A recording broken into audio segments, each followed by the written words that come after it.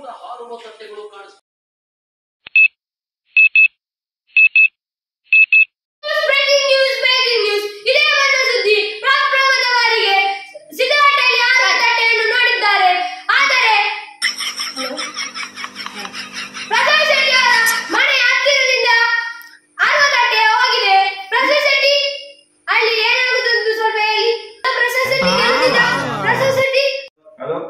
Hello Bhavish, hello hello Bhavish,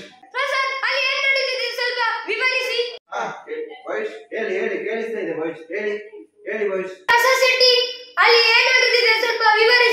ಹೌದು ಬಹುಶಃ ನಿಮಗೆ ಬಂದಿರುವ ಮಾಹಿತಿ ಸರಿಯಾಗಿದೆ ಬಹುಶಃ. ಇಲ್ಲಿ ಹಾರುವ ತಟ್ಟೆಗಳು ಪತ್ತೆಯಾಗಿದೆ.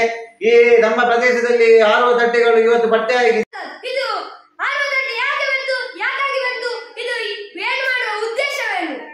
ಹೌದು ಬಹುಶಃ ನಮ್ಮ ಮನೆಯ ಅಡುಗೆ ಮನೆಯಿಂದಲೇ ನಮಗೆ ಹಾರುವ